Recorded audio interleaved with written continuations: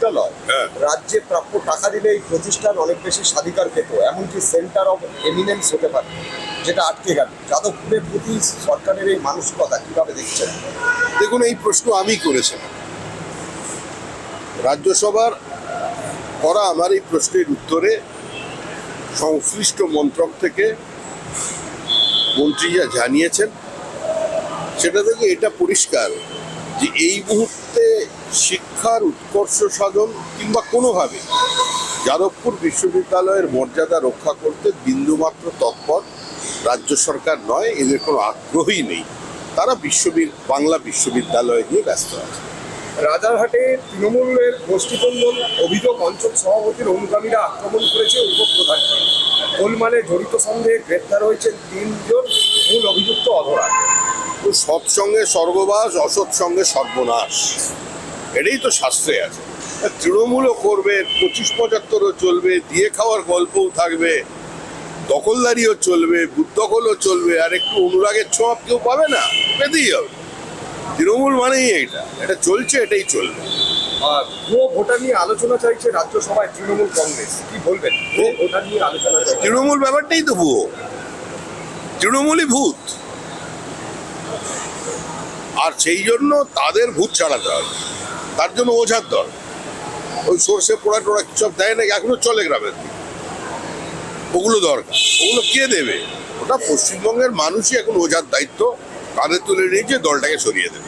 Eden garden, Mohun Bagan club, east Bengal club সবই ওয়াকফ property বলে দাবি। এই ব্যাপারে কি বলবেন? এখনো দমদম বিমানবন্দরটা দাবি করেনি, এরপরে এটাও করবে, বলবে গোটা পশ্চিমবঙ্গটাই আমাদের। এই জন্যই তো বিল আনার দরকার হয়। এটা তো পশ্চিমবাংলার রয়েই গেছে, আর কদিন মাত্র বাকি। কোনদিন গিয়ে বলে মুখ্যমন্ত্রী মমতা বন্দ্যোপাধ্যায়ের বাড়িটা ওটা ওয়াকফ প্রপার্টি, এক্ষুনি ওনাকে বাড়ি থেকে বেরিয়ে যেতে হবে, আমাদের লোক মুখ্যমন্ত্রী হবে। সেই দিকেই যাচ্ছে পশ্চিমবঙ্গ। মুসলিম বিধায়কদের চ্যাংদোলা করে বিধানসভার বাইরে বের করে দেওয়া হবে। শুভেন্দু অধিকারীর এই মন্তব্যকে সমর্থন জানায়নি দলের রাজ্য সভাপতি সুকান্ত মজুমদার। এই ব্যাপারটা আমার জানা নেই। এ নিয়ে যা বলা সুকান্ত মজুমদার বলেছেন, আর বিরোধী দলনেতা কি বলেছেন সেটাও আমি জানি না।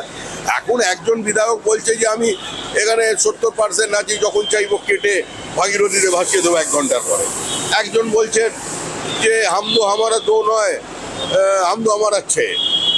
একজন ধর্মান্তকরণের কথা বলছে। তাদের সম্পর্কেই আমাদের বিরোধী দলনেতা এই ধরনের মন্তব্য করেছেন, তার বক্তব্যকে ভুলভাবে উপস্থাপিত করা হচ্ছে। সেখানে কিন্তু বহিরাগতদের দেখা যাচ্ছে, সব জায়গায় বহিরাগত, সব জায়গায় রোহিঙ্গা, সব জায়গায় বাংলাদেশি মুসলমান অনুপ্রবেশকারী। এটাই হচ্ছে এই সময়ের দস্তুর। এর নামই তৃণমূল কংগ্রেস, এগিয়ে বাংলা। পুলিশের নির্দেশিকা 11টার মধ্যে দোল খেলা শেষ করতে হবে, কারণ শুক্রবার হচ্ছে জুম্মার বার। শুক্রবার জুম্মার বার, পুলিশের নির্দেশিকা এসছে 11টার মধ্যে দোল খেলা শেষ করতে হবে। কি বলবেন এই পুলিশের? কোন পুলিশ দিয়েছে এটা? বেঙ্গল পুলিশের নির্দেশিকা আছে 11টার মধ্যে দোল খেলা শেষ করতে হবে। হয়ে গেছে তাহলে, একটু পার্মানেন্ট ঘোষণা করে দিন না এটা। এটাও বাংলাদেশ হয়ে গেছে, সময়ের অপেক্ষা কি? পুলিশের টুপি পরে, মাথায় ভেজ টুপি পরে নিন, মুখ্যমন্ত্রী হিজাব পরে নিন, একদম 16 কলা পূর্ণ হয়ে গেছে। সময় এসে গেছে, এই সময়টারই দরকার ছিল।